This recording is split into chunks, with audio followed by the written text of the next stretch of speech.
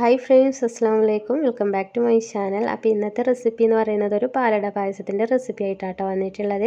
അപ്പോൾ നമുക്ക് ഈ ഒരു പാലട പായസം എങ്ങനെ തയ്യാറാക്കുന്നത് നോക്കാം. അപ്പോൾ നമുക്ക് വേഗം തന്നെ വീഡിയോയിലോട്ട് പോകാം. ആദ്യം തന്നെ ഒരു പാത്രത്തിലേക്ക് ഒരു ടേബിൾ സ്പൂൺ അളവിൽ നെയ്യ് ചേർത്ത് കൊടുക്കാം. അപ്പോൾ നെയ്യൊന്ന് മെൽറ്റായി വരുമ്പോൾ നമുക്ക് ഒരു കപ്പ് അളവിൽ അട എടുത്തിട്ടുണ്ട്. അത് നല്ലപോലെ ഒന്ന് വറുത്തെടുക്കാം. അപ്പോൾ വറുത്തെടുക്കുമ്പോൾ ഒരു മീഡിയം ലോ ഫ്ലെയിമിൽ ഇട്ടിട്ട് ഒന്ന് വറുത്തെടുക്കാം കേട്ടോ.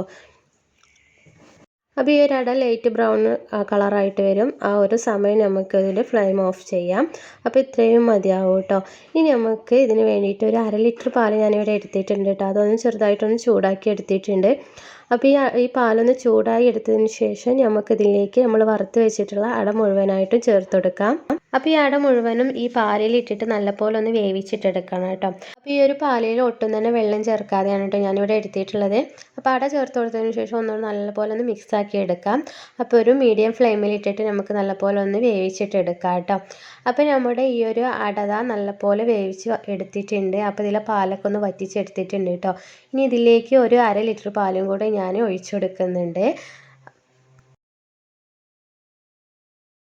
അപ്പോൾ രണ്ടാമതും ഇതിലേക്ക് പാലൊഴിച്ച് കൊടുത്തിട്ടുണ്ട്. ഇനി നമുക്കിതെല്ലാം കൂടെ നല്ലപോലെ ഒന്ന് മിക്സ് ആക്കി എടുക്കാം. അതിനുശേഷം ഇതിലേക്ക് ഒരു ഫ്ലേവർ കിട്ടാൻ വേണ്ടിയിട്ട് ഏലക്ക പൊടിച്ചതും കൂടെ ചേർത്ത് കൊടുക്കുന്നുണ്ട് കേട്ടോ. അതൊരു 1/4 ടീസ്പൂൺ അളവിൽ ഞാനിവിടെ ചേർത്ത് കൊടുത്തിട്ടുണ്ട്.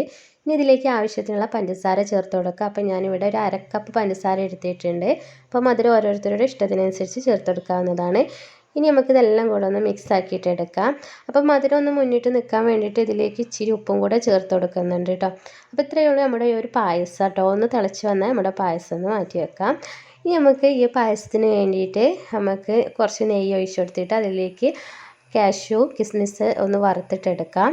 അപ്പോൾ എൻ്റെ ചാനൽ ആദ്യമായിട്ട് കാണുന്നവരാരെങ്കിലും ഉണ്ടെങ്കിൽ സബ്സ്ക്രൈബ് ചെയ്യാത്തവരാണെങ്കിൽ സബ്സ്ക്രൈബ് ചെയ്യുക. കൂടെ തൊട്ടടുത്തുള്ള ബെൽ ബട്ടൺ ക്ലിക്ക് ചെയ്യുക. അതിൽ ഓൾ എന്ന ഓപ്ഷൻസിൽ പോയാൽ ഞാനിടുന്ന പുതിയ പുതിയ വീഡിയോസ് നോട്ടിഫിക്കേഷനൊക്കെ കറക്റ്റായിട്ട് തന്നെ ലഭിക്കുന്നതാണ്.